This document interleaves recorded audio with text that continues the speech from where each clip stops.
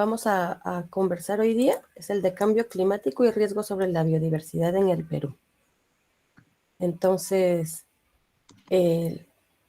este tema es bastante general, así que los temas que les traigo son como introductorios generales, pero si en algún punto me pongo muy técnica, me interrumpen o toman nota de lo que no esté muy claro y luego al final me comentan para poder explicárselos mejor o tratar de ser más clara, ¿no? Perfecto, ya estamos ahora. Ya, genial.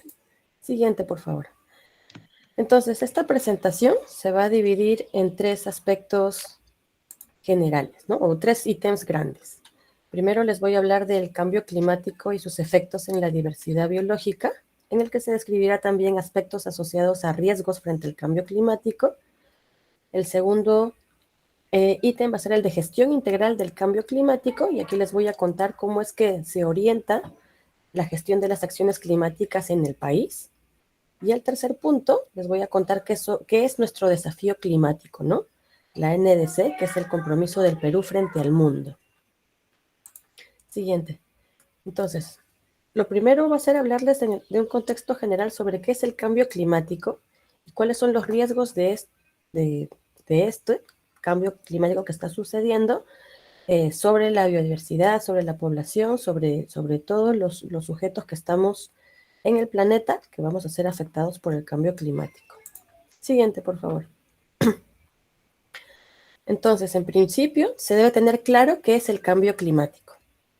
Y este se define por el IPCC, que es el Panel Intergubernamental de Cambio Climático, que es el brazo científico de la Convención Marco de las Naciones Unidas sobre Cambio Climático, que reúne a los expertos más top de todo el mundo, científicos, y que todos los años vienen haciendo reportes a partir de la investigación que se viene haciendo sobre cambio climático y que van reportándolo para que sea insumo para tomar decisiones sobre cambio climático. Entonces, ellos son como quien orientan todo desde la parte científica. Y ellos definen como cambio climático al cambio del clima atribuido directa o indirectamente a la actividad humana que altera e incrementa la concentración de gases de efecto invernadero y con ello la composición de la atmósfera global. Entonces, el cambio climático es diferente a cuando nos referimos al tiempo, que explica las condiciones de la atmósfera.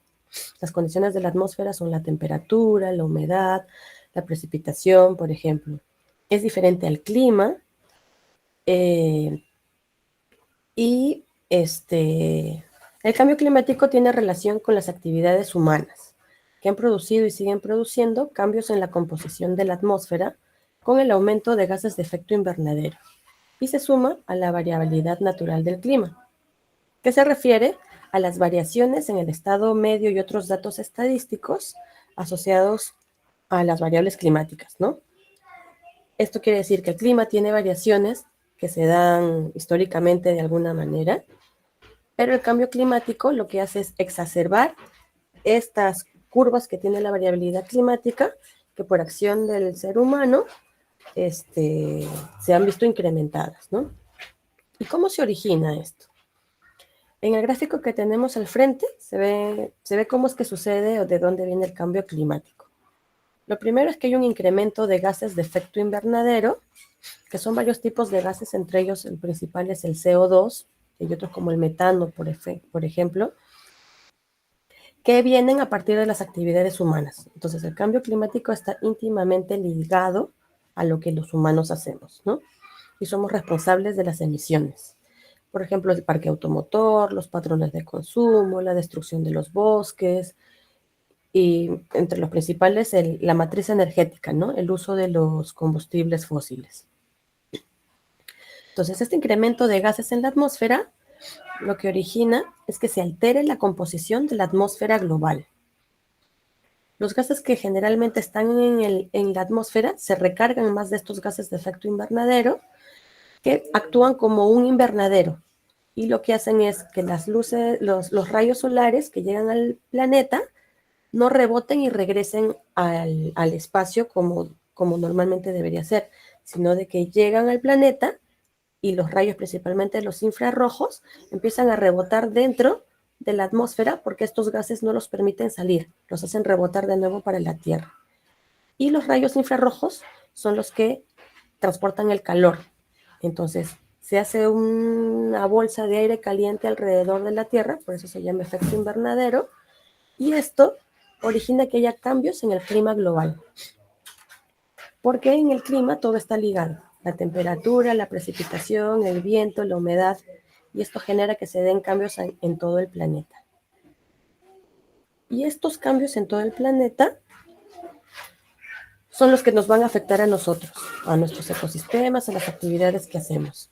Y eso es lo que el cambio climático está ocasionando ahora y que también es un riesgo futuro porque se vienen incrementando. Siguiente, por favor. Entonces, como les decía, a partir de la información que el IPCC viene generando, hay mucha evidencia científica de que esto no es normal, no es parte de un ciclo natural de la Tierra, sino que esto se viene evidenciando. Hay una... ¿Te ¿Ya? podemos interrumpir, Sí, Lizzy? sí, sí, no hay problema. Ok. Sí, hay una pregunta de Yera. Adelante, Yera Albuidor. Dale, Gerald. Muy buenas tardes, profesor. Profesora Buenas Lizzy, tardes. tenía una consulta. ¿Hay alguna manera de poder evitar el cambio climático? Por ejemplo, yo tenía entendido de que hace, varios años había establecido el Tratado de Kioto para poder llegar hasta cierto rango, o sea, no pasar el rango de temperatura establecido. ¿En la actualidad hay un tratado similar o hay otra manera de poder evitar el cambio climático? Sí, mira, el Tratado de Kioto fue un gran esfuerzo que se hizo cuando se evidenció que los efectos del cambio climático que está siendo generado por los mismos humanos iban a traer pérdidas irreversibles para todo el planeta, hasta incluso un escenario tan adverso en el que la vida iba a ser difícil de mantener, porque no iba a haber agua, el clima muy extremo y varias cosas que para los países pobres o las islas o los que estén más expuestos podría conllevar a que se muera la gente. Ahí se hicieron compromisos, el protocolo de Kioto, es más, el año pasado fue el año en el que se debieron haber cumplido esos compromisos que se referían a disminuir emisiones y no se lograron las metas. Entonces, desde, ay, no me acuerdo el año, pero hace 2 o 3 años, se tiene un nuevo acuerdo, que es el Acuerdo de París. Y con el Acuerdo de París se ha tratado de darle impulso a esto que no se logró con el Protocolo de Kioto. Este Acuerdo de París ha pedido a todos los países que digan cuáles son sus compromisos, de qué acciones van a hacer para dejar de emitir gases de efecto invernadero o para captar gases de efecto invernadero, ¿no? O sea, hay dos cosas que se pueden hacer. O dejo de emitir, ya no más parque automotor viejo, por ejemplo, o capturo el carbono que ya está en el aire, por ejemplo, reforestando o poniendo más áreas verdes, por ejemplo, ¿no? Todos los países han hecho ese compromiso y la meta de este Acuerdo de París es el de no sobrepasar los 2 grados centígrados, porque según el IPCC, pasado estos grados centígrados, ya hay consecuencias irreversibles y pérdidas muy adversas a la vida humana, y que con un poco más de esfuerzo los países se comprometan a no sobrepasar incluso solo el 1.5 grados, teniendo de línea base el periodo antes de la época industrial, que es cuando se empezaron a emitir las emisiones de carbono de manera exponencial. Eso es lo que como planeta se viene trabajando en contra del cambio climático, porque el tema de los gases de efecto invernadero es un problema global, no se puede abordar de manera individual. Las contribuciones pueden ser de maneras individuales, pero tiene que ser una decisión de todo el planeta, porque no es de que tus emisiones solo te vayan a afectar a ti, y si tú emites poquito, te debería afectar poquito, ¿no? Todos nos vemos afectados por las grandes emisiones de los grandes países, por ejemplo. Entonces, el qué hacer tiene que ser abordado así de una manera global. Y a partir de este Acuerdo de París, que, bueno, todos los años, la Convención Marco de las Naciones Unidas sobre el Cambio Climático tiene reuniones anuales, pero a partir del Acuerdo de París que se estableció cuánto cada país debía disminuir para el tema de mitigación de efectos del cambio climático, se reúnen todos los años para mejorar esto, ¿no?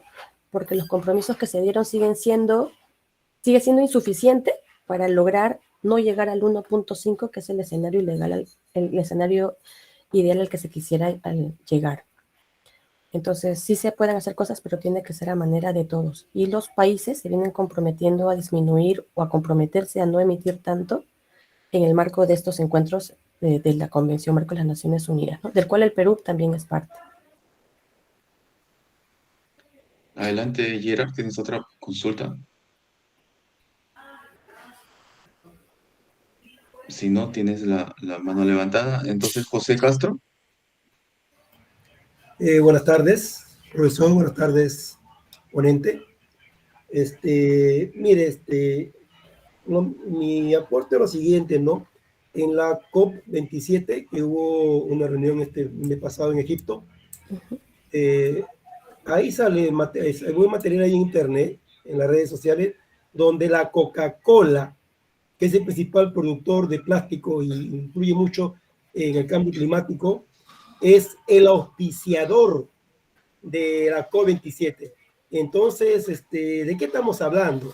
Y ahí mandé un video de YouTube donde el presidente Bukele también dice a las Naciones Unidas que son unos hipócritas, que hacen cosas que a las finales no lo cumplen, puro pantallazo. Entonces yo voy a eso. La Coca-Cola se niega a no emitir los plásticos para sus productos hasta el año 2030, cuando ya los grados que está por llegar, ya llegarán. Y es el oficial número 1 de la COP27. Entonces, es juez y parte. Yo veo que, como usted dice, si no nos ponemos las pilas, pero ya, como debe ser, todo esto solamente es un maquillaje, una máscara nada más. Si tenemos que empezar de abajo, porque la regla, las leyes, la justicia está hecha para los pobres, los países pobres. Inclusive los países pobres son los que menos emiten gas de efecto invernadero. Los países ricos son los que emiten el gas de efecto invernadero, ¿no? En el cambio climático.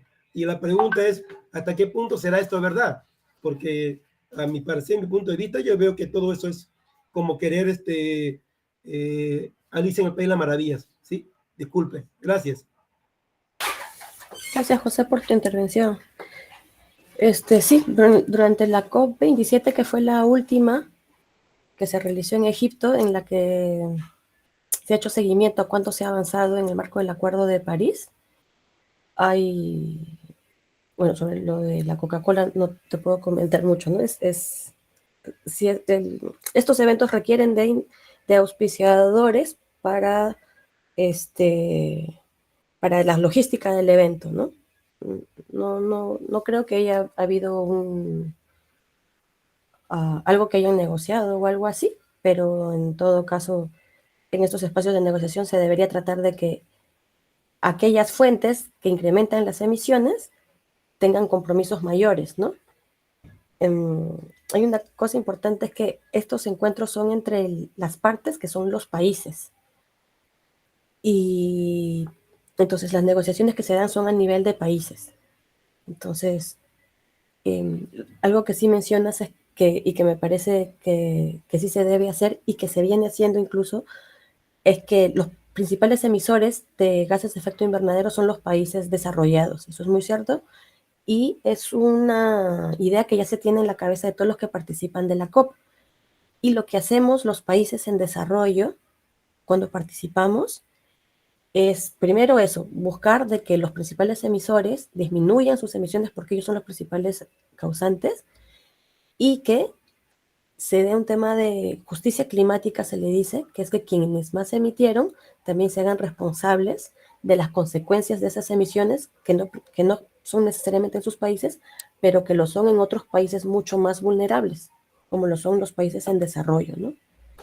Entonces, eso es parte de las negociaciones de lo que tú mencionas que sucedió en la COP27. También se ha tratado de que se puedan capturar recursos financieros o de asistencia para los efectos o las consecuencias del cambio climático en los países en desarrollo como el nuestro, ¿no? Capturar recursos para fondos de cooperación internacional y de asistencia técnica, ¿no? ¿Les parece si termino esta primera parte y empezamos y juntamos nuestras preguntas antes de iniciar la siguiente parte? Sí, perfecto. ¿Ya? queda en cola una Queda, otra pregunta que vi sí, que apareció. Esa queda es ya una la siguiente. pregunta, pero lo podemos poner como lo sugieres. Ya, genial. Entonces yo continúo. Porque de repente en lo que voy diciendo ya les voy respondiendo algo de lo que tienen alguna duda. Entonces el IPCC ha planteado bastante evidencia de del origen del cambio climático, que es de las actividades humanas, ¿no? Y aquí dice, por ejemplo, es indiscutible que las actividades humanas estén causando el cambio climático, dando lugar a fenómenos climáticos extremos, incluyendo las de calor, lluvias intensas y sequías más frecuentes y severas, ¿no? Que son las que vivimos año con año aquí en el Perú, por ejemplo. Siguiente, por favor. Entonces, este año se publicó el 6º reporte del IPCC, que recoge información científica de todo el mundo y, en especial, para esta parte de su reporte, es sobre impactos, adaptación y vulnerabilidad. Y acá se ha indicado que el alcance y la magnitud de los impactos del cambio climático son mayores que los estimados en evaluaciones interiores. Estamos en el peor escenario, produciendo un deterioro generalizado de la estructura y función de los ecosistemas, la resiliencia y la capacidad de adaptación natural. Esto quiere decir que los impactos del cambio climático ahora son mucho más intensos y que nuestros mecanismos para hacerle frente, para adaptarnos, para tener resiliencia, para poder sobrellevarlos, son insuficientes. Se requiere mucho más esfuerzo y es un mayor reto. Siguiente. Entonces, frente al cambio climático, se tienen dos maneras de abordarlo, que es con la mitigación y con la adaptación. La mitigación son las acciones para reducir las emisiones. Esto reduce la magnitud del cambio climático, ¿no? O sea, si lo que causa el problema es todo el gas de efecto invernadero que se emite, tiene consecuencias a futuro, porque ese calentamiento que va a producir se va a dar más adelante. El calentamiento que venimos sintiendo ahora, o el cambio climático que estamos sufriendo ahora, es por las emisiones del pasado. Entonces, para evitar a futuro impactos mayores, ahora es que debemos de disminuir las emisiones, y eso es mediante la mitigación. Y el otro aspecto por el que se afronta el cambio climático es con la adaptación, que se refiere a reducir y evitar los daños y pérdidas y alteraciones actuales y futuras desencadenadas por los peligros asociados al cambio climático. O sea, a lo que el cambio climático ya está ocurriendo y va a ocurrir, las poblaciones y los ecosistemas tienen que hacerle frente a estos impactos. Y esas acciones que se hacen para que no nos afecte tanto, que se dice que es reducir vulnerabilidad o incrementar resiliencia, eso es adaptación. Eso es frente a lo que ya se viene, ¿qué hacemos para que no nos pegue tan fuerte? Eso es adaptación. Siguiente. Entonces, el Perú no es ajeno a lo que ya del cambio climático se viene viviendo. Entrando ya en el contexto del Perú, primero se debe entender que el Perú es un país altamente expuesto por su ubicación en el planeta, ¿no? Lo cual lo hace sensible a peligros asociados a cambios de temperatura, a cambios en la precipitación, a la ocurrencia de desastres incluso, entre otros.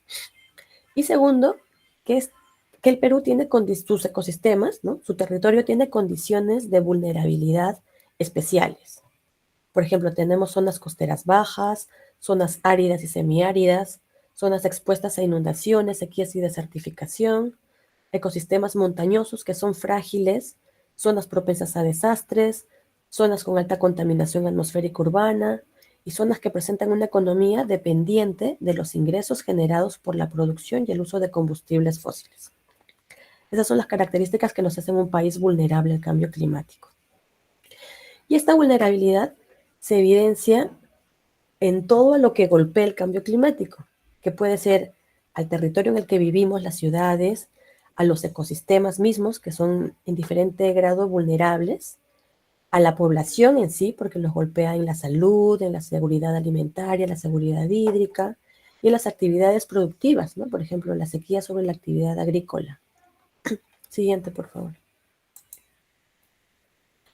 Entonces, para poder decidir qué acciones tomar frente a los posibles impactos del cambio climático, se hacen evaluaciones de riesgo ante los efectos del cambio climático.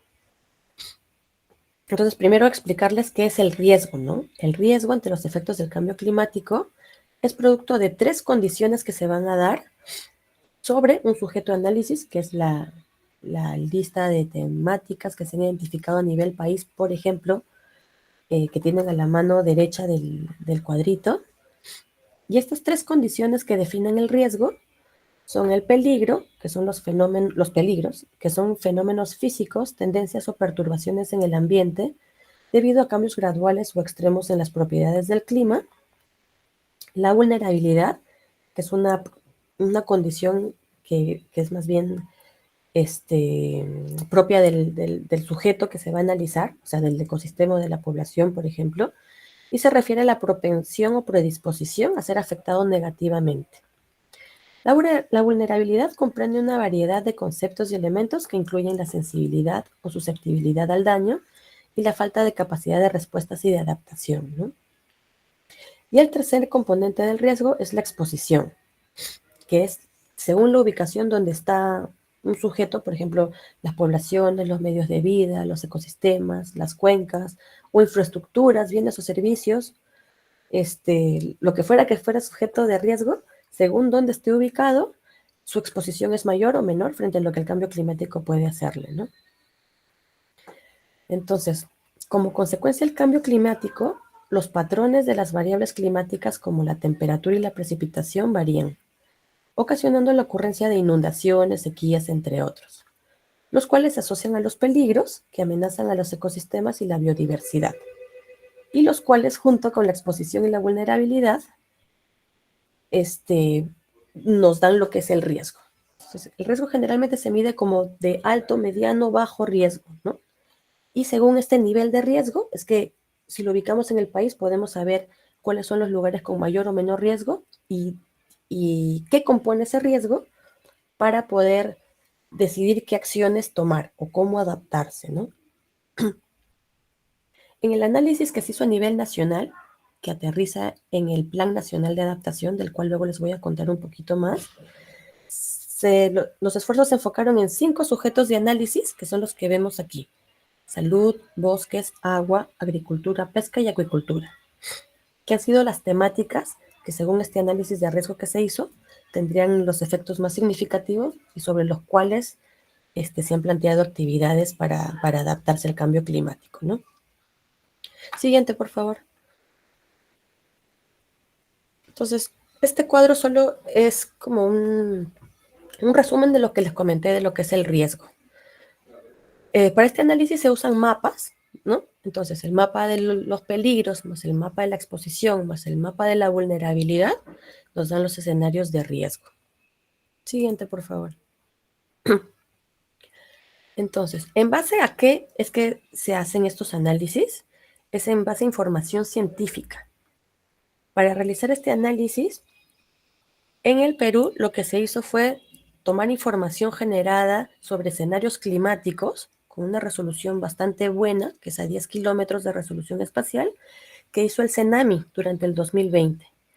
Y se consideraron escenarios, se llama escenarios RCP, que tienen como 4 tipos de escenario: muy malo, medianamente malo, malo y bajo, malo bajo. Para esto se tomó el peor escenario para poder tomar decisiones pensando en que mejor nos preparamos para lo peor. Y se hizo con proyecciones al 2030 y al 2050. De esto lo importante que quiero compartir con ustedes es poder decirles a futuro qué es lo que se ha encontrado, ¿no? Por ejemplo, en términos de temperatura, al 2030 se ha visto que se incrementará entre 1 y 2.5 grados centígrados las temperaturas mínimas, y hasta 2.5 también la temperatura máxima, que se va a incrementar. Y al 2050 que este incremento podría llegar a los 3 grados.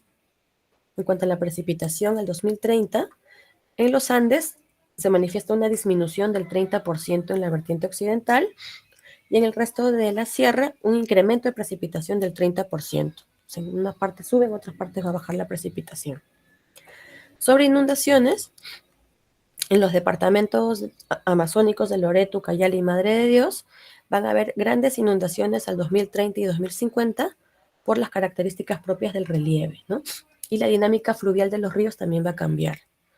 Y sobre retroceso glaciar, que también es importante porque el Perú tiene más del 70% de los glaciares tropicales del mundo, que va a haber un mayor nivel de peligro al 2030 de pérdida de glaciares, ¿no? Eso, quería mencionarles para que tengan un poquito idea de la magnitud de lo que se nos viene en estos escenarios del 2030 y 2050. Siguiente, por favor. Entonces, aquí mostrarles algunos de los peligros asociados al cambio climático, ¿no? Que ya es una realidad, que venimos viviendo, y que estos impactos continuarán manifestándose en las siguientes décadas. El más reciente informe del Panel Intergubernamental de Cambio Climático nos deja tres grandes mensajes en relación a este escenario de peligros. Primero, que ya vivimos las consecuencias del calentamiento global, porque ya hemos sobrepasado el 1.1 grados, y esto se ve evidenciado en deslizamientos de tierras, incendios, en bosques, praderas, la ocurrencia de heladas y nevadas más fuertes, el aumento de la erosión de suelos, olas de calor, sequías, inundaciones, pérdidas de glaciares, precipitaciones fuera de temporadas, entre otros varios. En segundo lugar, las proyecciones de un posible aumento de 2 grados pronostican cambios duraderos e irreversibles, y que en el ojalá de solo llegar al 1.5, que es hacia donde estamos apuntando de acuerdo al Acuerdo de París, podrían evitarse esos daños irreversibles, pero ya vamos en el 1.1.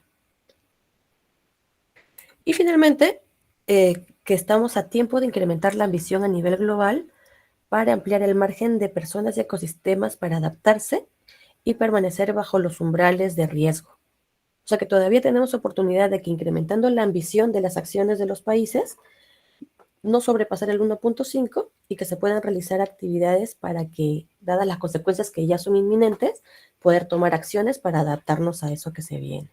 Siguiente, por favor. Entonces, considerando los hallazgos del reporte del IPCC, que sostiene este incremento en las frecuencias e intensidades de los peligros, para el análisis del Perú, que se plasma en el Plan Nacional de Adaptación, que es conocido como el NAP, se consideran 3 condiciones de cambio climático, que son las que vemos aquí en cuadraditos azul, verde y celeste. La acidificación y desoxigenación del océano, cambios en la variabilidad climática y cambios en los promedios del clima. Estas tres condiciones generan la ocurrencia de diferentes peligros, y ante la evidencia del cambio climático, estos riesgos ya se vienen sintiendo, ¿no? Y a futuro se espera que sean exacerbados. Como ven, aquí abajito tenemos ya las 5 temáticas que fueron identificadas en el Plan Nacional de Adaptación y que tienen medidas de adaptación que abordan enfrentar los peligros a los que están ligados con estas flechitas, los palitos punteaditos. Siguiente. ¿Y qué es una medida de adaptación? Siguiente. Una medida de adaptación es una intervención planificada por actores estatales o no estatales, que pueden ser acciones, prácticas, tecnologías, servicios necesarios para reducir y evitar alteraciones severas, pérdidas y daños desencadenados por los peligros asociados al cambio climático. Esas son las medidas de adaptación, ¿no? Y esas son las acciones que se han planteado realizar para enfrentar esos posibles impactos que el cambio climático puede traer. Y aquí termina el primer bloque. El siguiente va a ser gestión integral del cambio climático, pero damos un espacio para esas preguntas que quedaron en el tintero sobre este tema, antes de pasar al siguiente. Muy bien, estaba Luis Sedano con una consulta. Adelante, Luis. Sí, profesor, ¿me escucha? Sí, Bueno, mi duda era, bueno, respecto a lo de la historia del cambio climático. Si bien esto se sabe, me parece que desde el siglo pasado, tengo entendido que la temperatura de la Tierra ha aumentado desde el final del Pleistoceno, si no me equivoco. Eh, ¿Esto podría deberse a algún otro factor, aparte de la intervención humana? Ya que eso es algo que siempre me he preguntado. Ya. Esa era una idea que se tenía hace un tiempo sobre si esto es parte de una etapa natural en la historia del planeta, porque han habido etapas de glaciación y de glaciación. De glaciación es cuando se enfría el planeta y las capas de hielo se extienden y todo se congela un poquito más, que luego viene con un incremento de la temperatura en muchos años después, que da paso a un proceso de glaciación, ¿no? En el que la Tierra se vuelve a calentar un poquito y el hielo retrocede y aparecen los bosques. Entonces, la evidencia científica dice que el cambio climático no es parte de esos procesos de glaciación y deglaciación que antes había, porque los hallazgos se han mostrado que en periodos mucho más cortitos, que son cientos de años, el de glaciación y deglaciación son de miles de años, que en estos periodos cortos el incremento del calentamiento está acorde con el incremento de las emisiones de gases de efecto invernadero, que han sido exponenciales porque entramos a la etapa industrial. No recuerdo si es qué tipo de era es esta, pero en el que nos hemos despuntado con la industria y con las máquinas y con las fábricas, que hemos empezado a emitir un montón, que la población del mundo también estalló y somos muchos más, y eso requiere muchos más recursos, entonces más manufactura, más fábricas y más cosas, que se tiene mucho más CO2 liberado, o gases en general, y esto está acorde con el calentamiento que ha habido en la atmósfera. Entonces hay una relación aquí que es directa con la investigación científica, que no me la sé a detalle, pero que en conclusión dicen que si este calentamiento está asociado al hombre, porque somos quienes hemos hecho las emisiones de gases de efecto invernadero que han producido el calentamiento. Entonces, eso es bien importante tenerlo bien claro, ¿no? Esto no es un proceso natural del planeta. Requiere acciones para disminuir las emisiones y con esto disminuir el calentamiento, que está en tendencia de subir, y evitar pérdidas irreversibles a futuro. No va a pasar solito. Correcto. ¿Hay alguna otra consulta?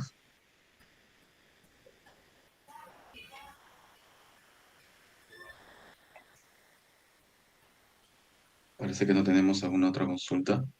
Ok. Creo que podemos. ¿Sí? Profesor, lo bueno que tenemos acá en el Perú es que tenemos pues 8 pisos altitudinales que de una u otra manera vamos a mitigar ese cambio fuerte que va a haber a nivel mundial.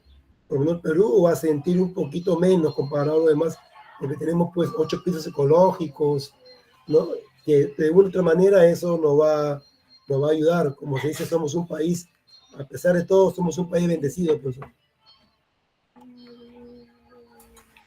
Creo que no tanto. Lo que pasa es que no hay que pensar que solamente es que el incremento de temperatura, si hace un poquito más de calor, me voy un poquito más arriba, ¿no? Porque este incremento de temperatura tiene consecuencias en todas las variables climáticas y, por ejemplo, las sequías, inundaciones, van a tener consecuencias a lo largo de toda la cordillera arriba, ¿no? Incluso más arriba. Las zonas de pastizales de Puna son de las más vulnerables, imagínate, porque la sequía ahí está siendo más intensa, más larga, y es un ecosistema bastante sensible. Entonces la falta de agua está haciendo que nos quedemos sin pastos arriba, y entonces estos impactos se van a dar en todos los tipos de ecosistemas. Algunos son más vulnerables que otros y otros pueden capear un poco mejor, pero finalmente todos se pueden afectar, ¿no? En la costa, por ejemplo, si el mar se incrementa, probablemente todas nuestras ciudades de la línea costera van a tener que migrar hacia atrás, y, y en la selva también van a haber inundaciones, ¿no? Entonces en todos los tipos de ecosistemas va a haber algún tipo de efecto para el cual nos va a tocar tomar acciones de adaptación, ¿no?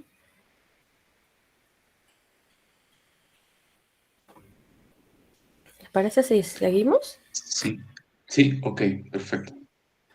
Ya, entonces, ahora les quiero contar sobre la gestión integral del cambio climático. Entonces, ya les conté un poco de la parte fea, de la parte que asusta, de lo que se nos viene, ¿no? Pero frente a eso, en el Perú se está tratando de organizar la acción climática de manera integral. Entonces, esto le llamamos la gestión integral del cambio climático. Siguiente, por favor. Y siguiente una más. Entonces, ¿qué es la gestión integral del cambio climático, no? Este es un proceso liderado por el Ministerio del Ambiente como autoridad nacional en materia de cambio climático, que tiene como marco la Ley Marco sobre Cambio Climático y su reglamento. El camino de esta implementación de la gestión integral involucra dos importantes acciones. Uno, el fortalecimiento de la institucionalidad climática y la puesta en marcha de las contribuciones determinadas a nivel nacional, que son las NDC, contribuciones determinadas a nivel nacional, las NDC, a las cuales, llamamos comúnmente nuestro desafío climático, ¿no? La puesta en marcha de este modelo de gestión involucra 3 niveles de coordinación con procesos participativos, con una convocatoria a todo nivel. Con esto se indica que hay un nivel multisectorial, por ejemplo, se tiene la Comisión Nacional de Cambio Climático, que es el espacio de coordinación con representantes de todos los sectores. También tiene un enfoque multinivel, que va desde el nivel local hasta el nacional, y un nivel multiactor, en el que participan pueblos indígenas, comunidades campesinas, la academia. Las universidades también son parte de uno de estos grupos de la Comisión Nacional, por ejemplo, la sociedad civil, la cooperación internacional, todos. Entonces se ha tratado que esta gestión integral tenga la participación de todos, ¿no? Y algo importante que considerar es que se tiene como enfoques transversales el enfoque de género, interculturalidad e intergeneracional. Siguiente, por favor. Entonces, sobre la ley marco y su reglamento, ¿no? La ley marco fue aprobada en el 2018, no tiene mucho tiempo, y su reglamento fue aprobado al año siguiente, en el 2019. La ley y el reglamento tienen como objetivo la gestión integral del cambio climático, como les decía, este es el documento marco, y asigna responsabilidades a nivel nacional, regional y local. Se indica cuáles son los roles y funciones desde el nivel nacional del MINAM como autoridad, los sectores y a nivel regional en los gobiernos regionales y a nivel local con los gobiernos locales. Para cumplir su objetivo, fortalecen la gobernanza e institucionalidad multisectorial, multinivel y multiactor, como les comenté, y el MINAM es la autoridad nacional en materia de cambio climático. Entonces nos toca ser quienes brindemos las orientaciones y el marco de gestión, ¿no? De planificación y orientaciones que vayan a conducir la acción climática a todo nivel. Contar con una ley y reglamento es un hito en la acción climática del país porque da un respaldo a las acciones que se den a todo nivel del país en términos de cambio climático y también trata de articularlos, ¿no? Siguiente, por favor. Entonces, aquí mostrarles un poquito del contexto general o la historia de dónde viene la acción climática en el país, ¿no? No es algo que recientemente se esté viendo. Por eso les comparto esta línea del tiempo que muestra los diferentes hitos ocurridos en el país con relación a la acción climática. Como vemos, esto empieza en el 2014, que fue un punto de inflexión en materia climática, que es el año en el que fuimos anfitriones de la Cumbre Global del Clima, que sentó las bases de la firma del Acuerdo de París el siguiente año. El Acuerdo de París fue el 2015. En base a ello, nos hemos abocado a desarrollar una institucionalidad que nos permite el cumplimiento de los objetivos nacionales e internacionales, como el caso de la Ley Marco sobre Cambio Climático, que es nuestra ley normativa que rige todo, y su reglamento, que ve la forma de implementar esta norma. Es importante comentarles aquí que este reglamento fue el resultado de una consulta previa con los pueblos indígenas. Entonces, recibe e incorpora los aportes de los pueblos indígenas. El 2018 se tienen ya las NDCs, las contribuciones nacionalmente determinadas, que es con lo que Perú dice, yo voy a hacer estas medidas como mi granito de arena, mi compromiso nacional para el mundo, ¿no? el compromiso internacional. Y en el 2020 se actualizaron estas medidas, incrementando la ambición de estas medidas. El 2021, el año pasado, se aprobó el Plan Nacional de Adaptación y finalmente el 2022 se publicó la Declaración de Emergencia Nacional que busca acelerar la implementación de las contribuciones determinadas a nivel nacional con sentido de urgencia y ambición. Entonces, en él se definen los esfuerzos adicionales que los sectores van a hacer para poder lograr esta ambición que tienen nuestras contribuciones nacionalmente determinadas, ¿no? Porque el mandato de la Convención Marco de las Naciones Unidas sobre el Cambio Climático a todos los países que son parte de es de que lo que nos hemos comprometido cada uno sigue siendo muy poquito para lo que el 2030 se necesita, ¿no? Siguiente, por favor. Entonces, hace un ratito justo les mostré que les comentaba que habían 3 espacios, bueno, que se requiere una institucionalidad. Esta institucionalidad se aterriza o se hace física con 3 espacios de participación que se cuentan para ver temas de cambio climático, en los cuales se desarrolla lo que se llama una gobernanza climática. O sea, se toman las decisiones de lo que para adelante se va a hacer en temas de cambio climático. El primero es la Comisión de Alto Nivel de Cambio Climático, que fue creada en el 2020, que es un espacio de nivel ministerial de carácter permanente que nos permite proponer las medidas de adaptación y mitigación y las NDCs y los reportes que se requieren ante la Convención Marco de las Naciones Unidas sobre Cambio Climático. La creación de este espacio, de la Comisión de Alto Nivel de Cambio Climático, que se denomina, la llamamos CANC, representa el compromiso del Estado peruano para fortalecer desde el más alto nivel político, porque los miembros aquí son los ministros, la respuesta nacional frente al cambio climático. Después tenemos la Comisión Nacional sobre Cambio Climático. En este espacio, aquí está integrado por actores estatales y no estatales, y su objetivo es realizar un seguimiento del cumplimiento de los compromisos internacionales asumidos por el Estado peruano en materia de cambio climático. Se hizo una adecuación de la comisión en la Ley Marco sobre Cambio Climático y ahora su estructura es a partir de grupos de interés. Y en estos grupos de interés están representados o son miembros agrupaciones de mujeres, de jóvenes, del pueblo afroperuano, de la academia y de diferentes instancias de la sociedad civil. Y el tercer espacio es la Plataforma de Pueblos Indígenas para enfrentar el cambio climático. Este tercer espacio es parte de uno de los compromisos que surgieron a partir de la consulta previa del reglamento.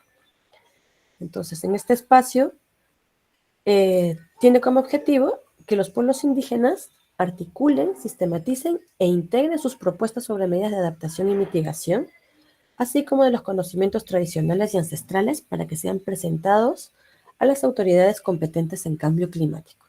Entonces, cuando ellos tienen alguna propuesta o quieren darle el enfoque o la mirada desde los pueblos indígenas, esas propuestas se pueden trabajar en este espacio para que sean luego remitidos a quien sea la autoridad competente dependiendo de qué trata la propuesta que tienen, ¿no? Siguiente, por favor.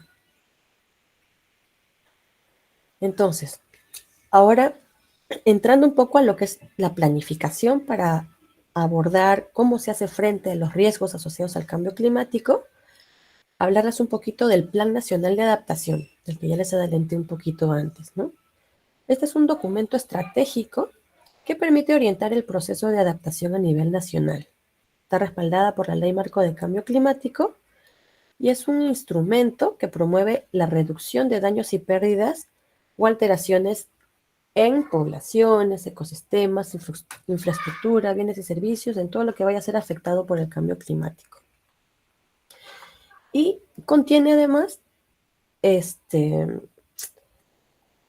la hoja de ruta para que se implementen las contribuciones nacionalmente determinadas de adaptación. Entonces, el Plan Nacional de Adaptación, conocido como NAP, cuenta con un modelo conceptual. Un modelo conceptual de la gestión de riesgos ante los efectos del cambio climático. aquí se destaca, bueno, más que un modelo es un ciclo, ¿no? Como pueden ver, que te orienta sobre cómo se debe dar desde la planificación, la formulación, la implementación, el seguimiento y luego la retroalimentación para ajustar y volver a hacer, es lo que este ciclo que vemos aquí demuestra, ¿no? Entonces, parte siempre del análisis de riesgo. Se analiza qué sucede, qué me afecta, cómo me golpea, para luego formular qué debo hacer para hacerle frente, luego qué acciones debo hacer para implementar lo que planifiqué, luego debo medir mis indicadores para ver si logré lo que esperaba, y a partir de esto, ver si logré o no mi meta, si no, reprogramar o adaptar mis acciones, ¿no? Entonces es un ciclo que se repite. Sobre el NAP, comentarles que tiene estos ítems que ven aquí, que siguiendo el modelo de gestión de riesgo que les mostraba, sería interesante que lo puedan mirar. Entonces comparto aquí en el chat el link del NAP para que no sea tan... ¿dónde están los mensajes? Acá. Sí, están en la parte, eso, exactamente. Ese es el link del NAP, que es un documento largo, pero para que puedan ver de lo que les estoy hablando. Y aquí se detalla la hoja de ruta de las acciones para hacer frente al cambio climático, ¿no? Desde la adaptación. O sea, quiere decir, desde una lógica de disminuir vulnerabilidad o de dar resiliencia a los ecosistemas, población y los otros componentes que les mencionaba antes, ¿no? Entonces, eso sobre la gestión integral del cambio climático. Siguiente, por favor. Esto se los comenté, pero no lo habíamos visto. Este es el modelo de gestión, que es un ciclo iterativo, se dice, ¿no? Que planificamos, implementamos, medimos y volvemos a replantearnos qué más se debe hacer. Siguiente. Y estos son el contenido del Plan Nacional de Adaptación. Entonces, aquí se tienen los antecedentes, el diagnóstico, donde está el análisis de riesgo que se hizo a nivel de país, la formulación e implementación de las medidas que fueron diseñadas en función a ese análisis de riesgo, cómo se va a monitorear y evaluar, qué fuentes de financiamiento pueden existir, porque lo cierto es que tenemos diseñadas las medidas, pero siempre va a ser bueno tener posibles fuentes de financiamiento para mejorar o implementar estas medidas. Bueno, acciones de comunicación para diseminar la información, y cuáles son las limitaciones y oportunidades y conclusiones de la acción climática en adaptación, ¿no? Siguiente, por favor. ¿Hasta aquí hay alguna pregunta sobre la parte de gestión integral del cambio climático? Sino para pasar a nuestro desafío climático. ¿Hay alguna consulta? Igual quiero aprovechar, por favor, para hacer hincapié. Hay un link de registro de asistencia del MINAM, por favor, todos los asistentes, por favor, si pueden registrarse y llenar todos sus datos. Hasta ahora no están todas las personas presentes. Por favor, si pueden registrarse, no olviden hacerlo. ¿Yo ¿Hay también? alguna consulta? No. Ya. ¿Hay alguna consulta? Sí, adelante. Adelante, profesor Guillermo. Buenas tardes, Lizzy, profesor Víctor. En otra charla interesante. Le felicito por lo que nos está comentando. Sobre un tema tan importante que nos involucra a todos, ¿no? Como usted decía, a estas alturas creo que no importa en cierta medida cómo se originó, la cuestión es que ya estamos y tenemos que salir de esto, ¿no? Eso me parece importante. Yo quería preguntarle, ¿cómo está enfocando el MINAM dentro de este tema de la adaptación y todo, el tema de la educación?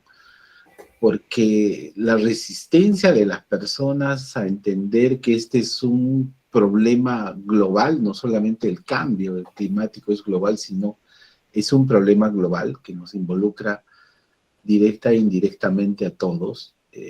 Sin embargo, hay una resistencia fuerte, ¿no? De las personas. Tenemos muchas generaciones, tenemos diferentes puntos de vista, diferentes enfoques, defensas de ambos lados, contra, a favor. Entonces, el tema educacional, el tema digamos, de convencer de algo que no deberíamos, pero de convencer es un punto importante. ¿Cómo lo está enfocando el MINAM eso? Gracias. Sí, tienes razón. Ese es un punto importante, ¿no? Que también por eso fue incluido en el Plan Nacional de Adaptación, la parte comunicacional. Porque el tema de cambio climático puede ser complejo de explicar, entonces hay que llevarlo a sencillo. Y para esto que el MINAM viene haciendo son varias cosas en las que se está tratando de tener más llegada a la población en general. Por darte algunos ejemplos, ¿no? Tenemos espacios participativos que se llaman dialoguemos.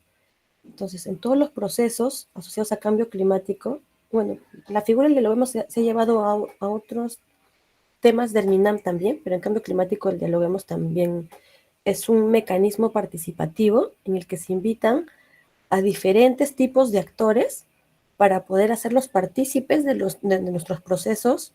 Por ejemplo, la elaboración de la Estrategia Nacional de Cambio Climático, el mismo Plan Nacional de Adaptación, u otros lineamientos o documentos que se tengan que hacer. Tratamos de hacerlos más inclusivos para que con la participación de la gente se pueda también llegar a través de ellos al grupo de personas a los que ellos representan, ¿no?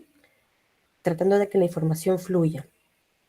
También hemos tratado de que si bien los documentos marcos que tenemos, porque si bien, por ejemplo, el informe del GTNDC se llama, que es el informe donde están todas nuestras NDC, es un documento de 400 páginas, que este tipo de documentos tengan también versiones mucho más amigables para que puedan ser mejor digeridas por la población en general. Entonces, tenemos sobre esto los catálogos de las NDCs, que ahora les comparto el link también en un ratito y que luego les iba a contar más de esto.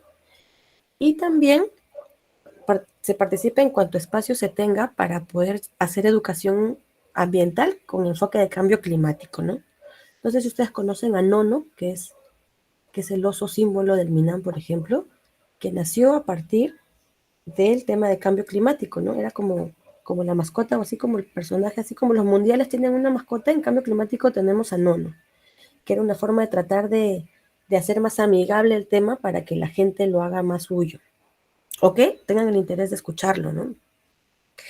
Y por otro lado, en la Comisión Nacional de Cambio Climático, bueno, y en los otros dos espacios, el otro espacio de pueblos indígenas en la plataforma también, se trata de ser más inclusivos con los actores que generalmente no son parte de las propuestas o tomas de decisiones. Entonces, en la Comisión Nacional de Cambio Climático, por ejemplo, tenemos un grupo de interés de jóvenes y niños. Y en estas reuniones participa un niño representante de asociaciones de niños, ¿no? Que también lo que se espera es que quienes participan sean la voz que trae y que lleva los mensajes de ida y de vuelta, ¿no? Esa es la forma que, algunos ejemplos que ahorita se me han ocurrido, de repente hay más, en los que se trata de diseminar la información para que llegue a la gente y de una manera más amigable, más sencilla, ¿no? Lo que creo que no calza, no nos falta esforzarnos más, creo, a nivel de país, es en la urgencia que se tiene en la toma de acciones y de los riesgos que se vienen, ¿no? Porque creo que la gente sigue viendo el cambio climático, pero no es consciente de que al 2030 el escenario de no cambiarse, se nos vienen muchas condiciones adversas, ¿no? Hablando de desastres y seguridad alimentaria y acceso a agua y varias cosas más así. Muchas gracias. ¿Alguna otra consulta?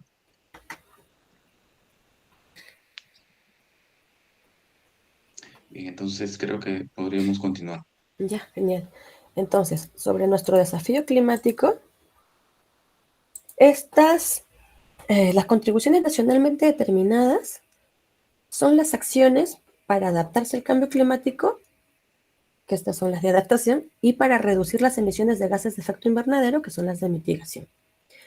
A la fecha contamos con 84 medidas de adaptación que tienen como fin, lo que dice aquí, ¿no? Reducir los niveles de vulnerabilidad y riesgo asociados al cambio climático y también aprovechar oportunidades que podrían surgir, ¿no? Por ejemplo, la aparición de especies nuevas en la parte norte de la costa peruana, por ejemplo, se me ocurre, ¿no? Podría ser un tipo de oportunidad a partir del cambio climático.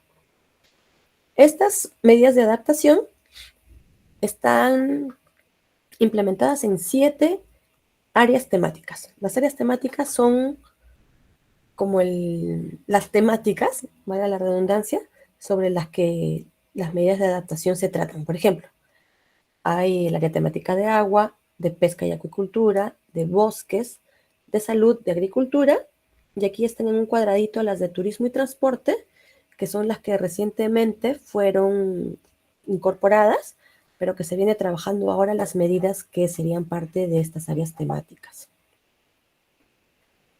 Y también se tienen las medidas de mitigación, que son 63, eran 62 y hace poquito se incrementó una nueva medida desde el Servicio Nacional de las Naturales Protegidas y tienen como fin llegar a un 40% de reducción de emisiones de los gases de efecto invernadero en un escenario en el que se cuente con cooperación o un apoyo externo para lograrlo al 2030, pero que de no tenerlo, igual la meta es llegar al menos al 30% de la reducción de las emisiones de gases de efecto invernadero.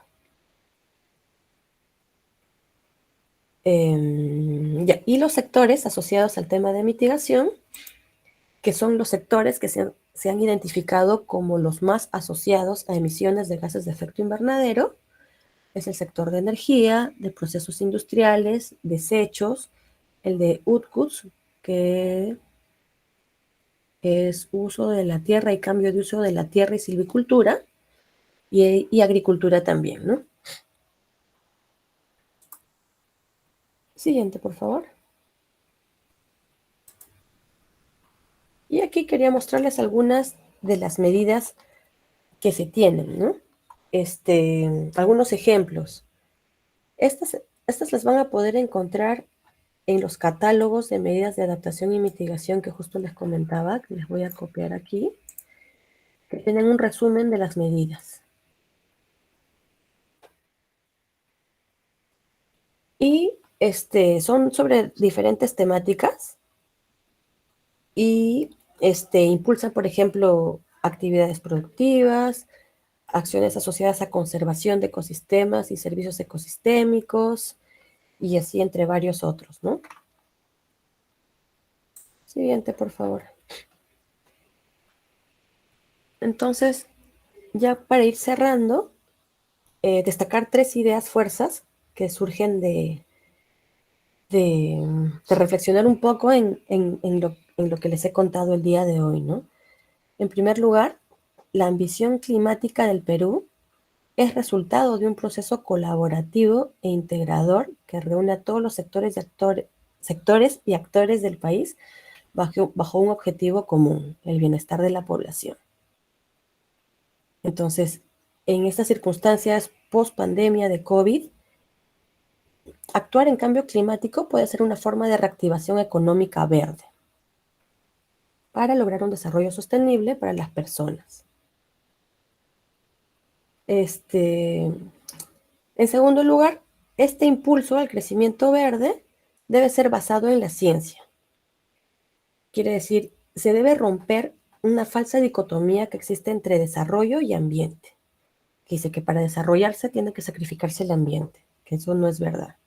Hay muchas evidencias de que ahora, conservando naturaleza, es un mecanismo para hacerle frente al cambio climático y para promover el crecimiento económico, con base en el aprovechamiento sostenible de los recursos naturales y la economía circular, por ejemplo, ¿no? Y eso lo van a poder ver en las medidas de adaptación y mitigación en los catálogos que les compartí aquí en el chat. Y finalmente, la ruta hacia la transformación, ¿no? El objetivo es adaptarnos al cambio climático y sentar las bases para la neutralización al 2050.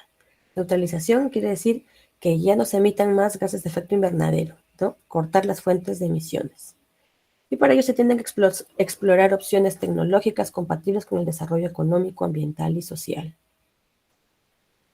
Y bueno, quisiera sumar una más, que no la escribí, pero creo que es una reflexión que cabe mucho en este espacio que tenemos y al que agradezco que nos hayan invitado, es que todos y todas podemos sumar a la acción climática, ¿no? Y un primer paso es informarnos y compartir la información. Y que esta información está accesible en la página web y redes sociales del MINAM, así que siéntanse libres de entrar a averiguar un poco más, si es que les da la curiosidad de saber un poco más. Y eso es lo que quería compartir con ustedes. Muchas gracias. Te doy el pase de vuelta, Víctor.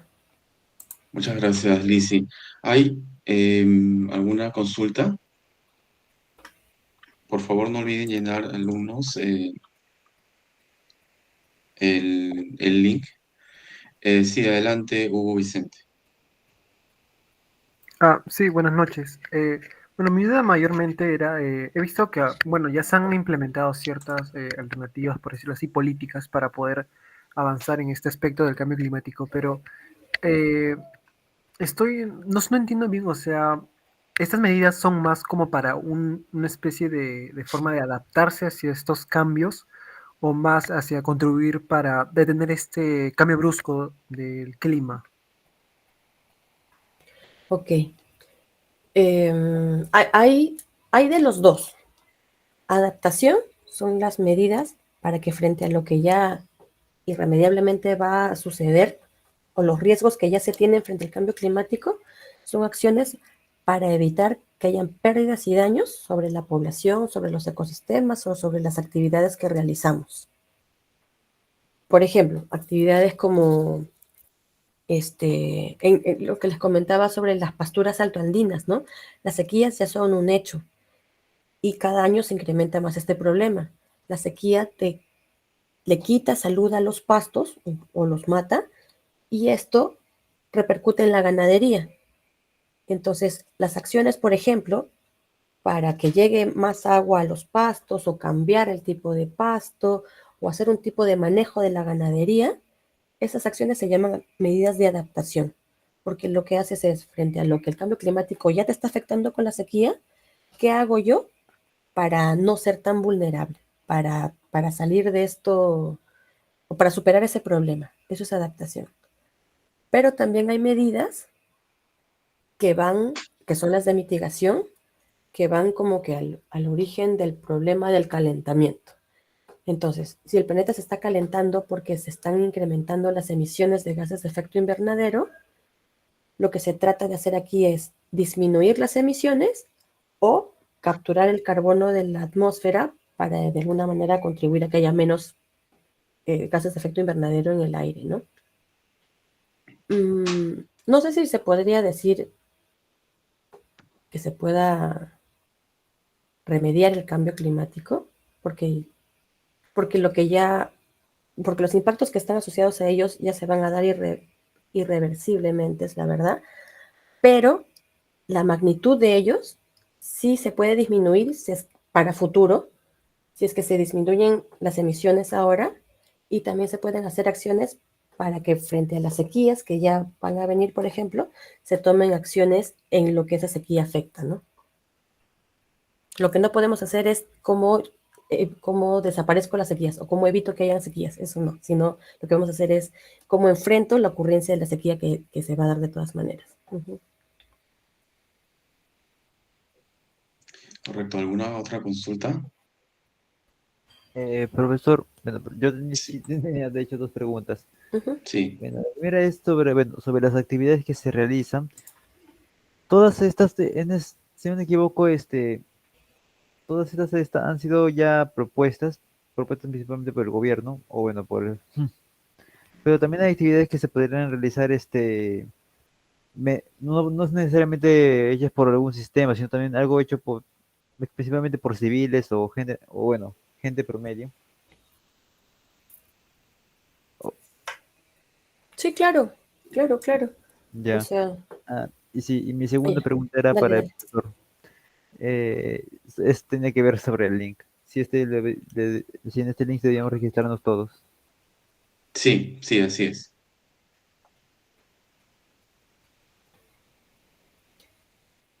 Ya, entonces respecto a tu pregunta, claro, claro que se pueden diseñar más medidas, ¿no? De las que yo les hablaba son de las medidas que que se han diseñado y que están aprobadas a nivel del Estado, desde la parte estatal, que son compromiso de los sectores, ¿no?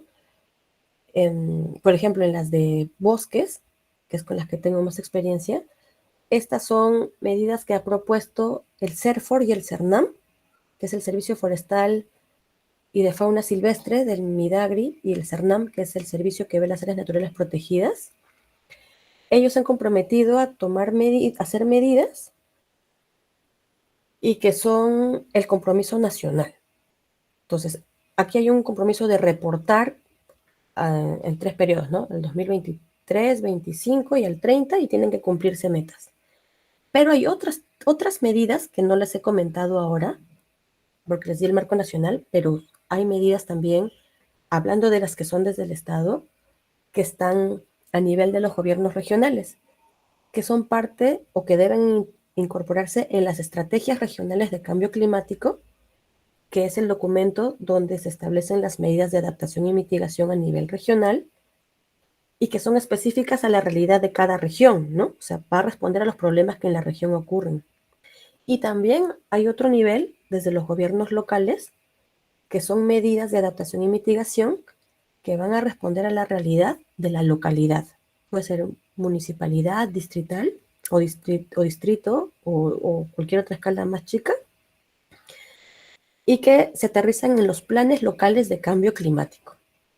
Para estos dos tipos de documento, la Estrategia Regional de Cambio Climático y el Plan Local de Cambio Climático, existen lineamientos de cómo deben formularse, que lo que tratan es orientarte sobre cómo diseñar tus medidas, porque para que sean efectivas o que vayan a servir en realidad tienes que seguir ciertos aspectos, ¿no? Por ejemplo, tienes que tener al menos un análisis climático para que sepas qué problema quieres abordar, ¿no? Entonces, estos lineamientos te orientan en cómo hacerlo. Y también tenemos conocimiento de otras iniciativas que se pueden dar desde la sociedad civil, que no tienen que estar en ningún documento como que público o aprobado en un documento estatal, que desde la sociedad civil se pueden implementar, ¿no?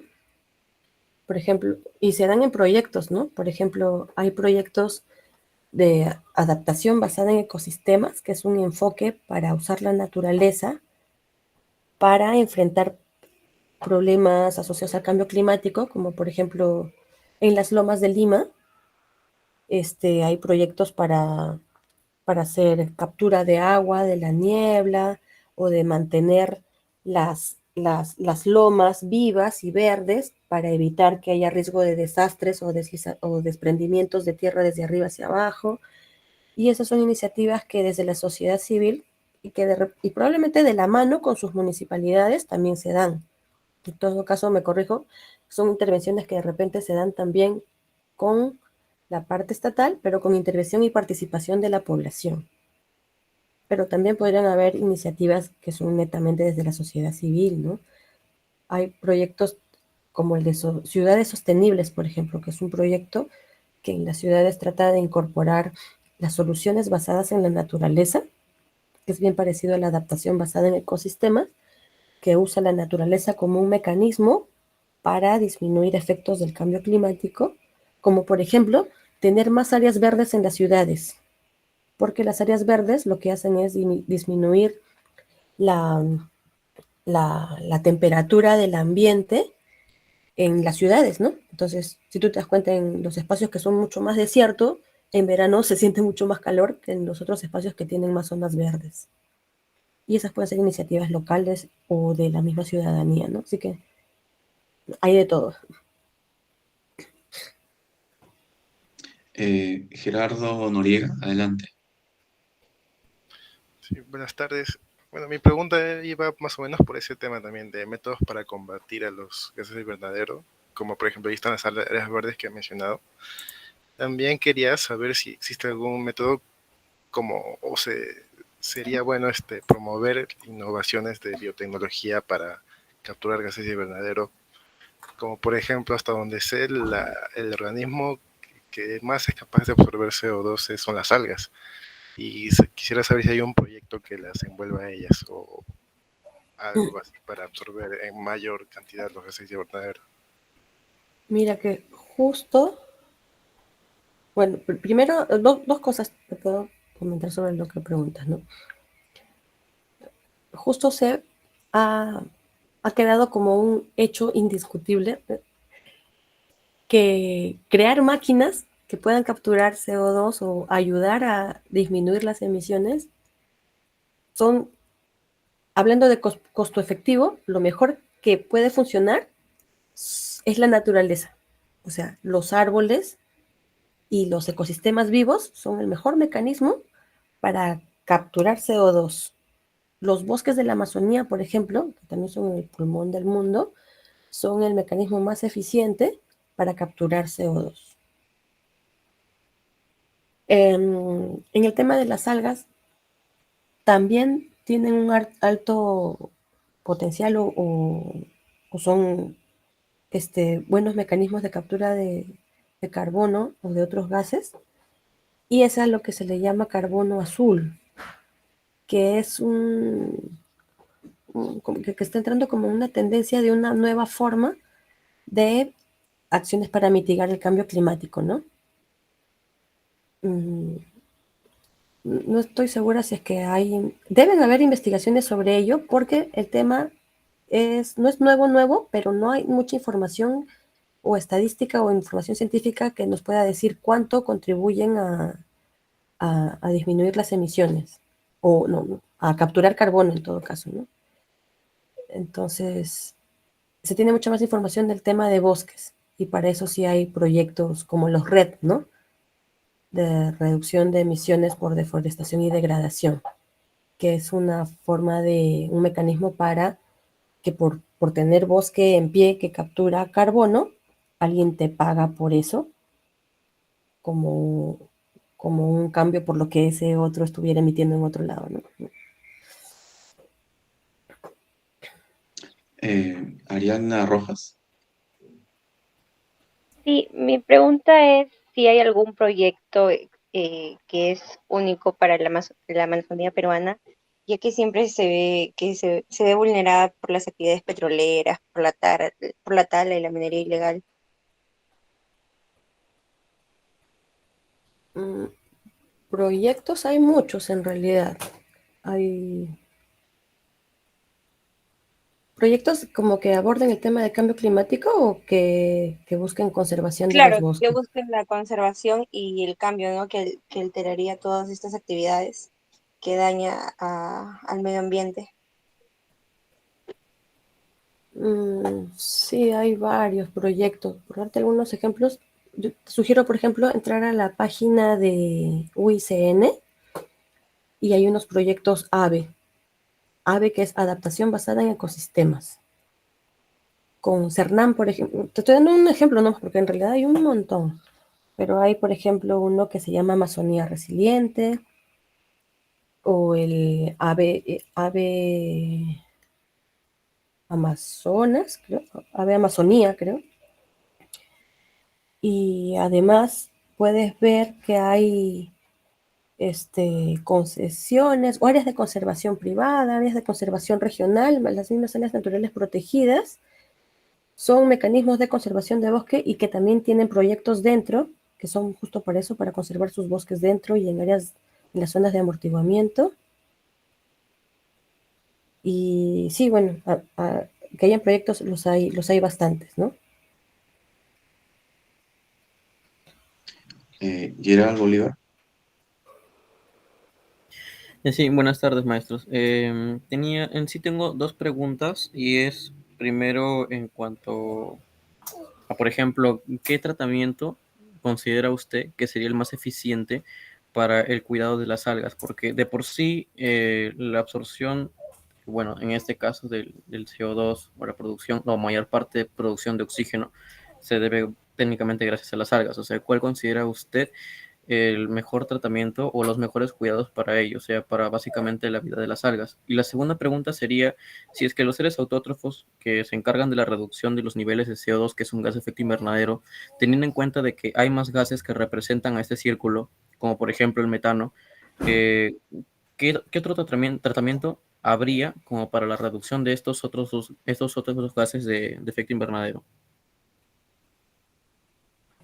Ya, yo no soy especialista en algas, pero te puedo comentar algo que salió en un proyecto que era en manglares, que de repente sí se asocia un poco, o que de repente podrías buscar después que te dé más información, que era sobre las algas rojas que aparecen cerca de los manglares de Tumbes.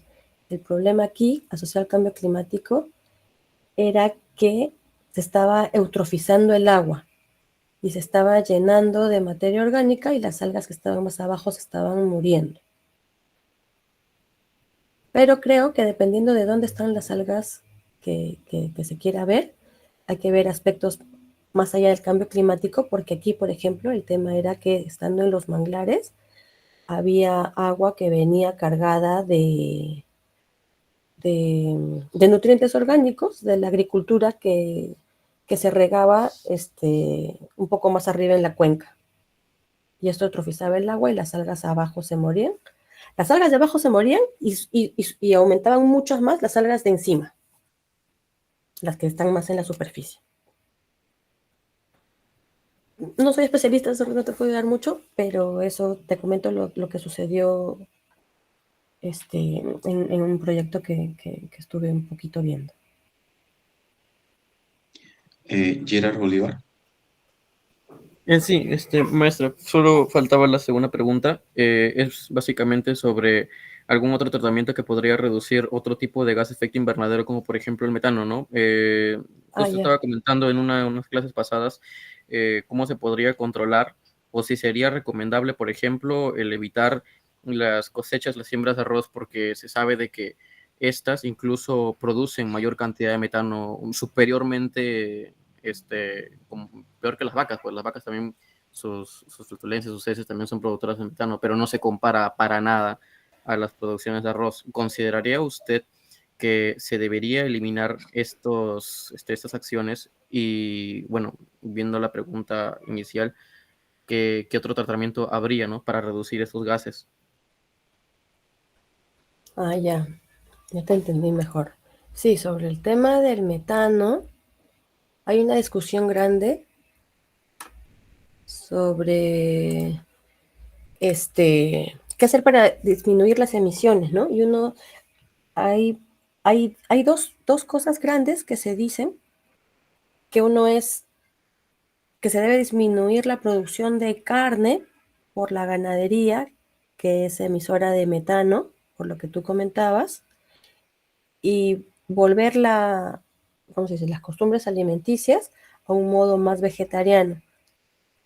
Y lo otro de lo que se habla es dentro de los alimentos que se consumen, se debería promover más alimentos que requieran eso que tú mencionas, ¿no? Primero era uno, eso que puedan, no sabía esto, que emiten gases, pero si el arroz lo hace, debería ver qué otra alternativa al arroz hay para que no sea tanto arroz y de repente sí otro tipo de alimento que sea un equivalente. Pero aquí el tema era más por agua también, porque el agua asociada a cambio climático, más que emisor, más que por especies que sean emisoras de gases de efecto invernadero, es que el agua va a ser un recurso bien limitado dentro de poco. Entonces, nuestros consumos deberían ser de alimentos que no requieran de tanto agua, ¿no? Sobre si estoy de acuerdo o no, si quitar el arroz o no, aquí hay lo que se viene trabajando es lo mismo que cuando se habla de la matriz energética, ¿no? Que dicen ya cero, nada más, nada de combustible, ya no más. Pero esto va a ser un proceso, ¿cómo se dice? Es un proceso para cambiar la forma de consumo de ahora para que no se afecte el bienestar de la población eventualmente, ¿no? Entonces, si se va a quitar un tipo de alimento, se tiene que ver si es a nivel del país o del mundo, cómo va a afectar a todos los demás, ¿no? Si hay una población que económicamente depende de eso, cómo va a migrar a depender de otra cosa. O si es lo que más fácil pueden sembrar en un lugar, cómo se le reemplaza eso, ¿no? Entonces, creo que es un proceso y que se debe evaluar qué se sigue manteniendo y qué no, y si es que se decide que no, qué proceso va a haber para que no se vea afectada la población, porque no es, el tema es que uno tiene que ponerse en los zapatos de todos, ¿no? Entonces, tienen que ser decisiones que tengan el menor perjuicio a la mayor gente posible, ¿no? Sí, profesor Guillermo. Sí, quería contribuir un poquito a la pregunta anterior, si me permites, Lizzy, porque es un tema bien importante, ¿no? El qué hacemos, cómo hacemos que reduzca. Y una de las cosas que hay que entender para ver este tema de cómo reducimos es cómo se originó, ¿no? No solamente es la cantidad de personas, sino el gran problema ha sido la velocidad de crecimiento de la población humana. Más que el número, porque actualmente ya el número está reduciendo, ¿no? O sea, si vemos la tasa de crecimiento actualmente, la tasa de crecimiento poblacional humana mundial ya se está reduciendo, sin embargo el problema continúa. Y la conclusión fue que el incremento inicial fuerte, que ha sido en menos de 70 años, 80 años, que incrementó así tremendamente la cantidad de personas, generó en cadena, como decía Lucy, un incremento consecuente de demanda de bienes y servicios, ¿no? Quiere decir alimento, casa. Y los últimos análisis dicen que esto ha generado no solamente el tema de cambio climático, sino, por ejemplo, nosotros vemos desorden en las calles, las ciudades están creciendo desordenadamente, ¿no? Y todos decimos, pero debería haber zonificación ecológica, pero en el mundo ha crecido tan rápido que las ciudades no han podido adaptarse. Y aquellas que tienen poca educación, como son las latinas, mucho menos, ¿no? Entonces, y eso ha gatillado delincuencia, eso ha gatillado desorden, corrupción. Entonces, es una bola de nieve que está creciendo, ¿no? Entonces, dentro de esas, efectivamente, hay una tendencia que se discute, que es el cambio alimenticio, porque se analizó el tema de contribuciones de ciertos grupos de alimentos, de producción de alimentos, que estaban contribuyendo más al tema de los gases de efecto invernadero.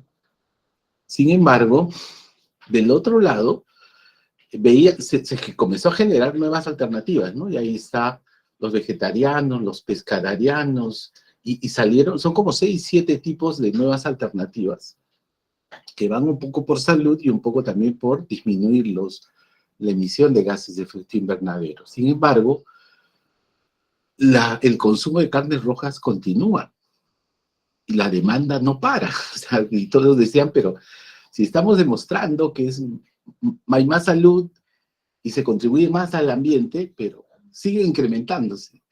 Y el tema ahí entra, el tema socioeconómico. No se puede competir, estas alternativas no pueden competir eficientemente con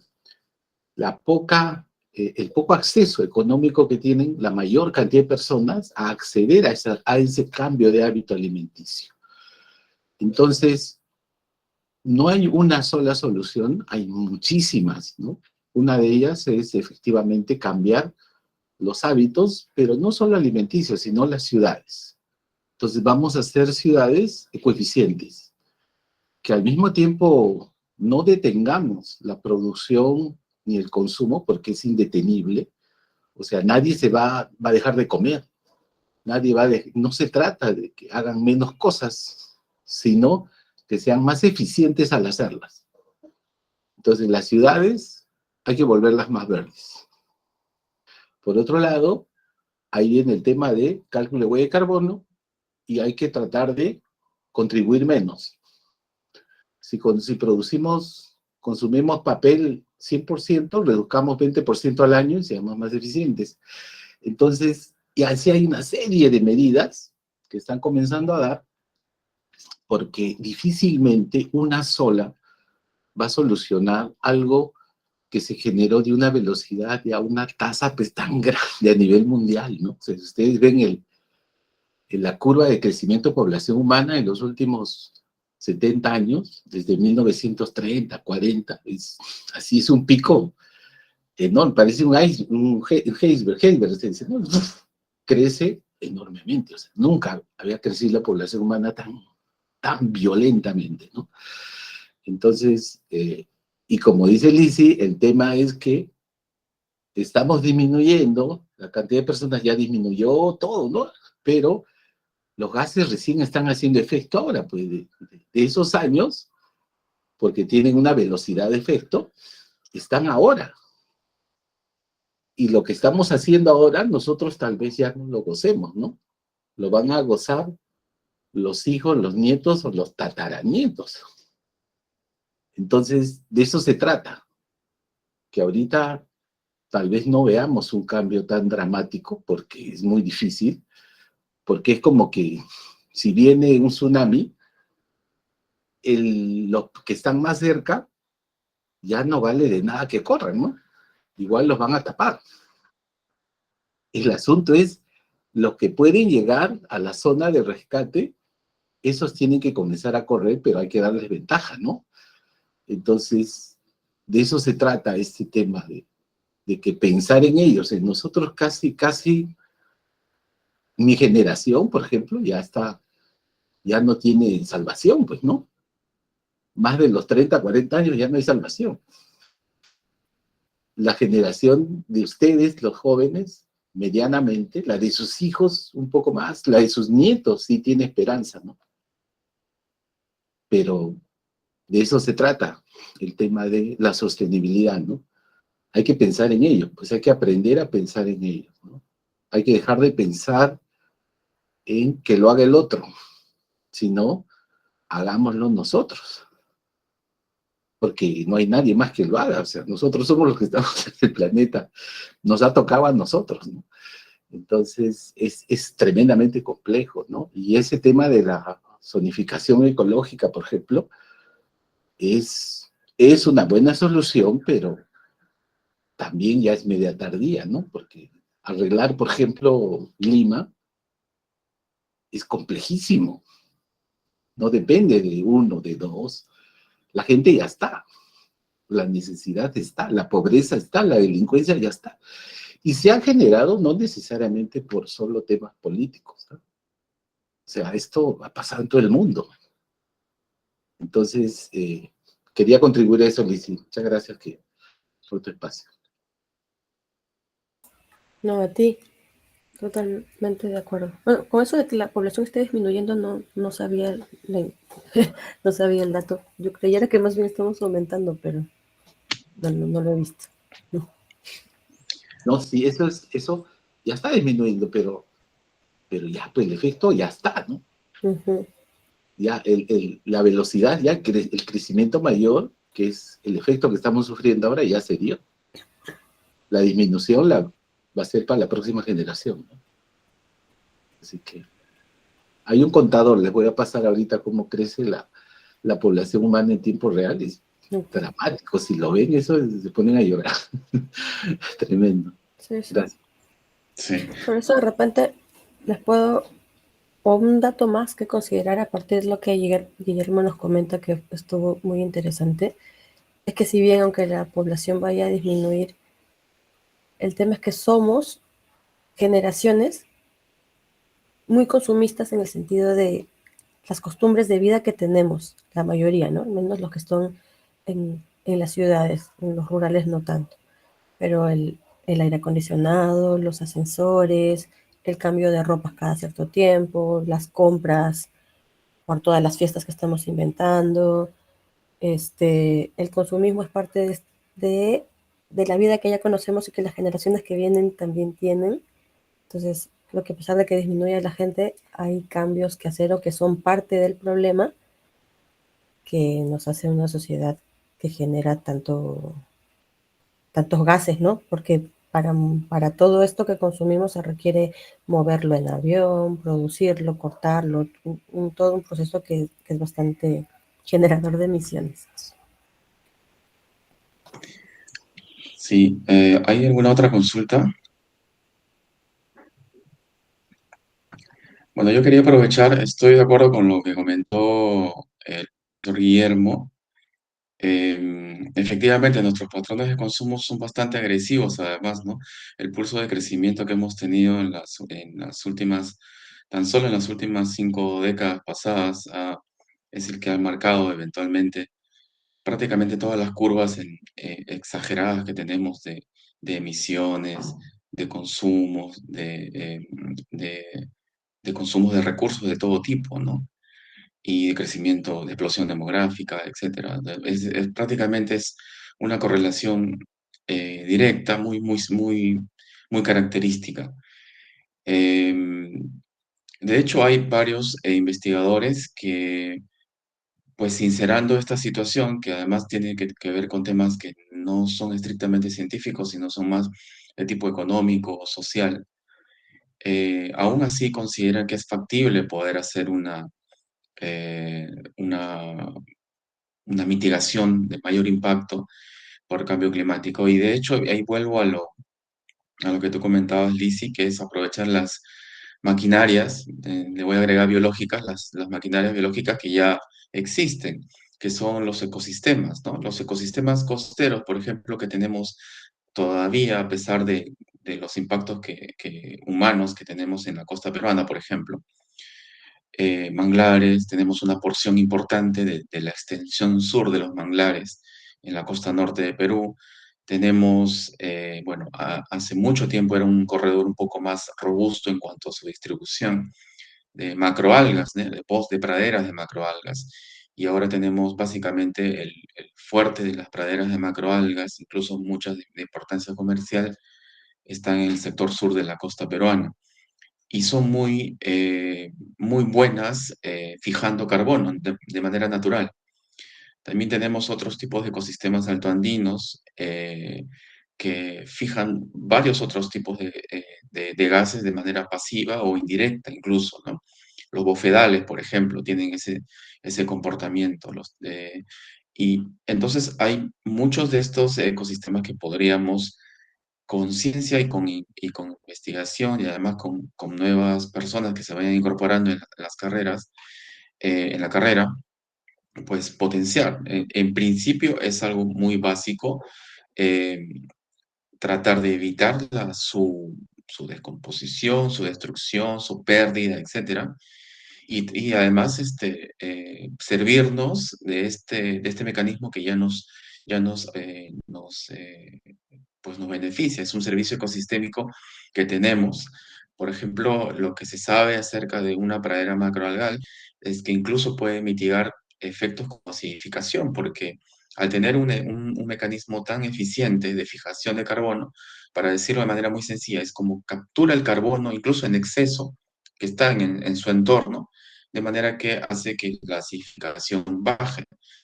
Esa es una de las razones, o entre comillas, secretos, por las cuales ayuda mucho a la diversificación, o una pradera macroalgal en un ambiente como el que estamos, que el Humboldt es deficiente en oxígeno, literalmente se comporta como una isla, porque es muy y por eso también son áreas de pesca y tienen por lo mismo implicancias sociales y económicas.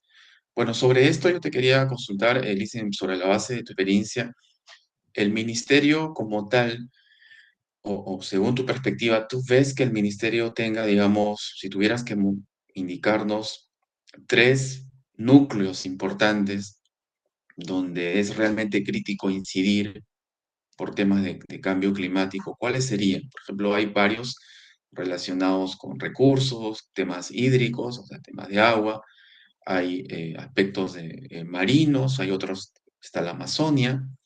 O sea, si hay 3 bloques, si tuvieras que elegir 3 bloques que son realmente importantes sobre los cuales se tiene que dirigir o ya se está dirigiendo los esfuerzos y además en la práctica el dinero, porque esto también se mueve con dinero, ¿no? ¿Cuáles serían?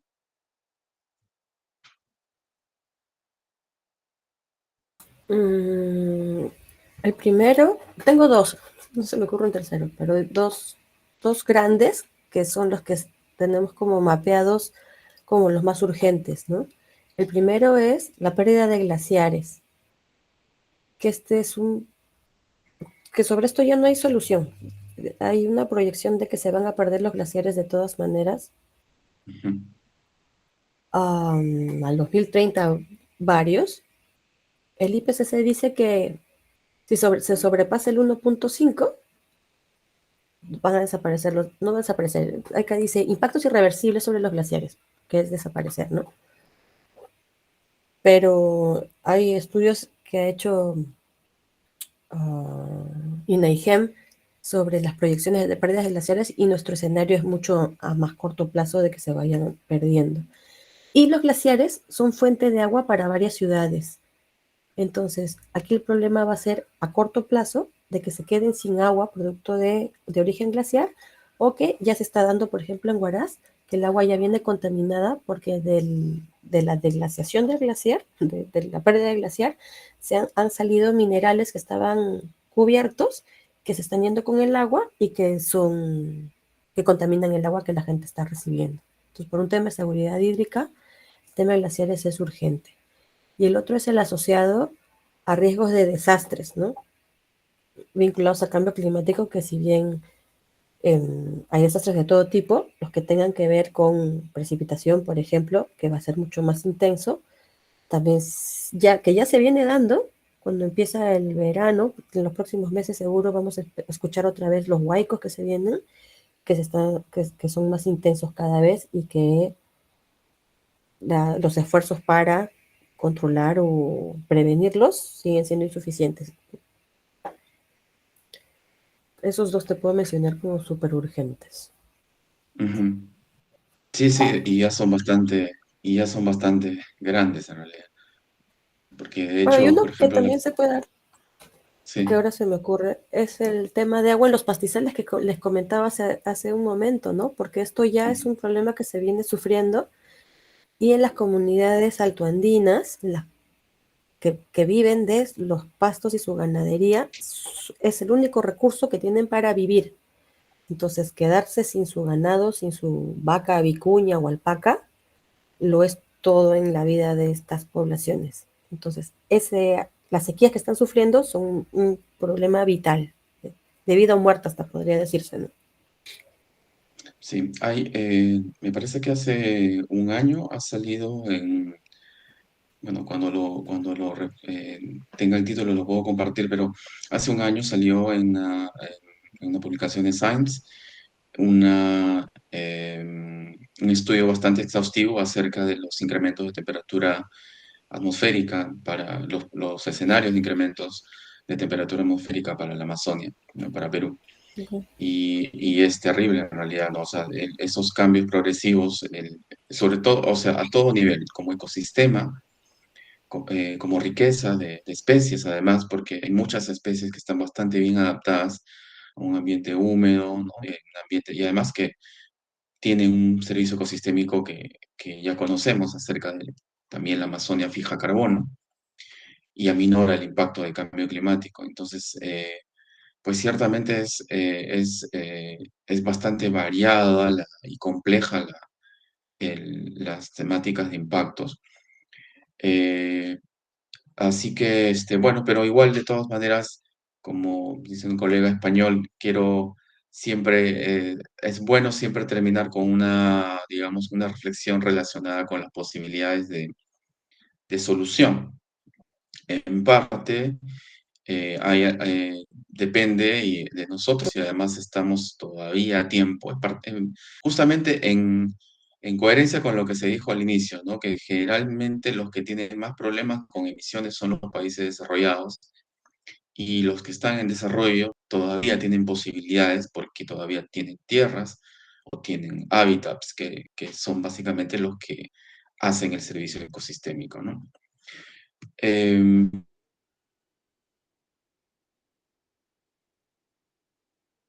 bueno, eso, no sé si hay alguna otra consulta. Ok. Bueno, entonces te damos las gracias, Lizzy, por el tiempo. Nos hemos largamente pasado del tiempo. Te agradezco la amabilidad y también la asistencia a todas las personas que pudieron estar hoy con nosotros. Muchas gracias y espero sea la primera vez, si no en el siguiente año podamos contar también con tu participación. Muchas gracias. A ustedes, buenas noches. Buenas noches. Muchas Gracias. gracias. Gracias a Gracias. todos.